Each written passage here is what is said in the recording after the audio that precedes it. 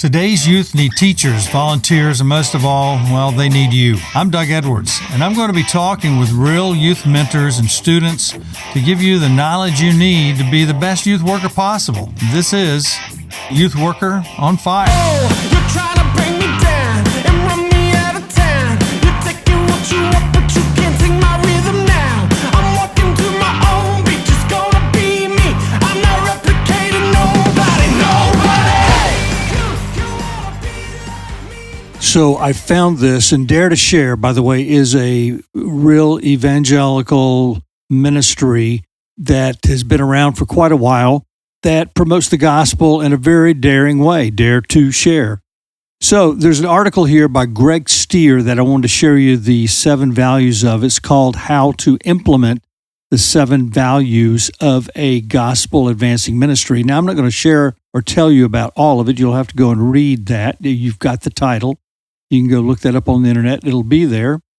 But I'm going to give you the highlights so that you know one of the forms that's out there by one of the groups that is sharing the gospel, discipling students, and furthering the Great Commission and that sort of thing. So here goes. Number 1, intercessory prayer fuels gospel advancing ministry. Intercessory prayer. That means praying for others. In 2 Timothy 2:1, they've written down, Paul told his youngest protege, Timothy, I urge you, first of all, to pray for all people. Ask God to help them intercede on their behalf. So your first thing is intercessory prayer. How do you do that? Who can you get involved? They suggest top priority for your youth ministry. Why?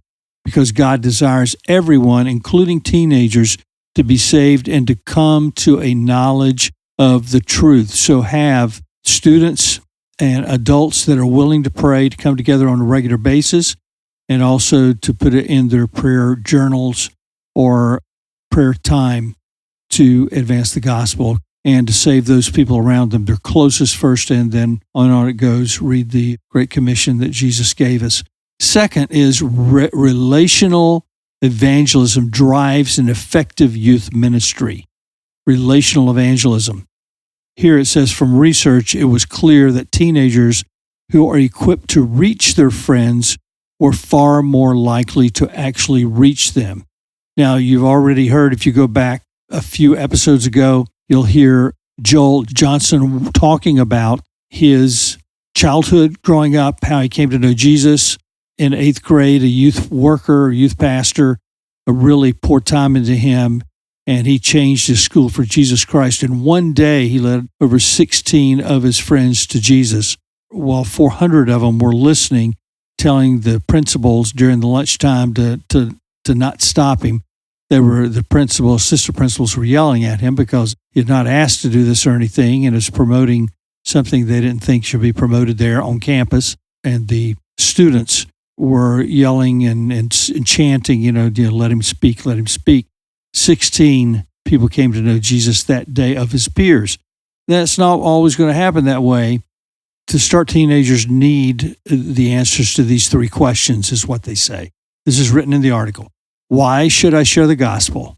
Okay, give them the reason why. Gospel is urgency. What is the gospel? Gospel is fluency. How to share the gospel? What's the gospel strategy? And you share those things with them. Number 3, leaders fully embrace and model evangelism. The student is not above the teacher, Luke 6:40 says, but everyone who is fully trained will be like their teacher. Make sure that you equip your students so that they embrace the model, so that they can be bold when they know what to say and how to say it. Some of them will become more bold than others. Number 4, disciple multiplication strategy grows youth ministry. You're going to hear, if you haven't heard it before, this comes out, it'll either come out first or it'll come out after this episode. Mark Donahue will tell about how 50 of his peers came to know Jesus from him alone, and how his youth pastor, from our area that I was actually youth pastor in during the time, came to know Jesus because of their sharing the gospel, and him particularly as a student and how he was challenged and why he did it. 2 Timothy 2:2 says, and the things you have heard me say in the presence of many witnesses, entrust to reliable people who will also be qualified to teach others. Multiplication, it says, is the name of the game. 5, a bold vision focuses a thriving youth ministry.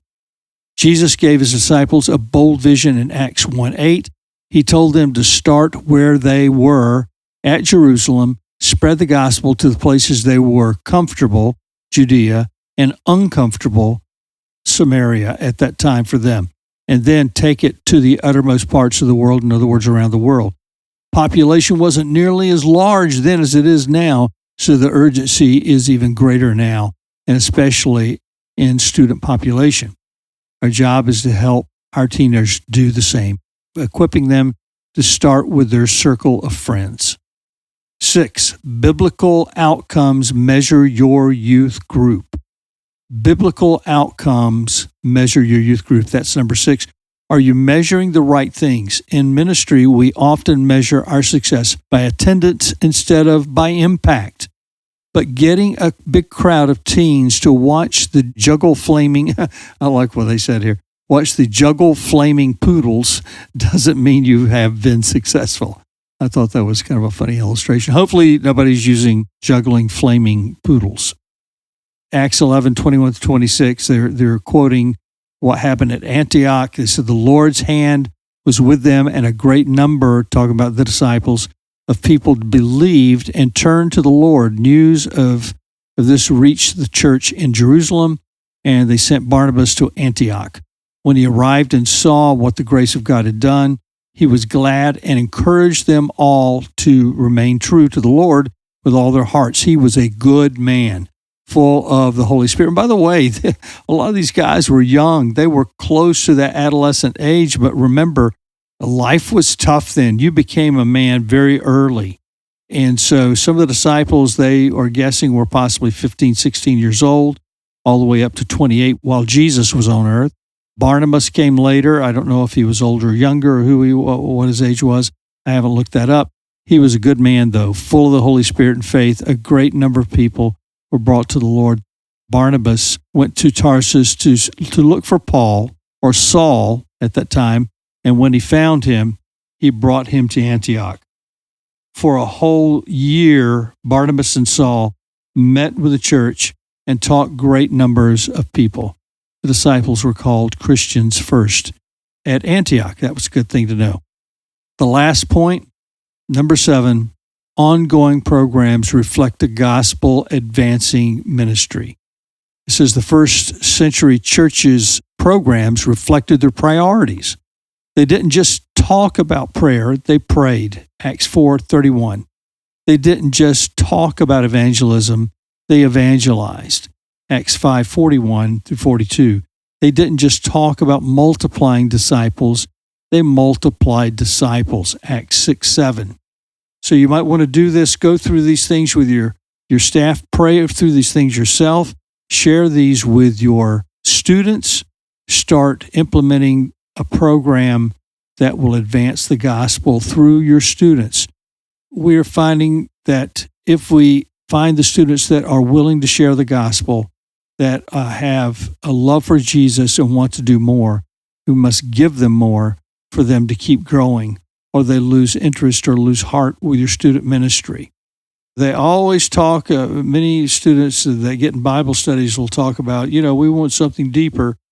Well, there's nothing much deeper than sharing the gospel with someone who doesn't know Jesus.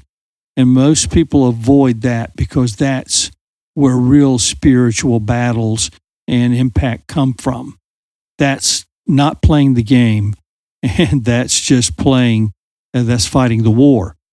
So there you go. You got 7 points, helping youth leaders empower students to reach the world through Dare to Share.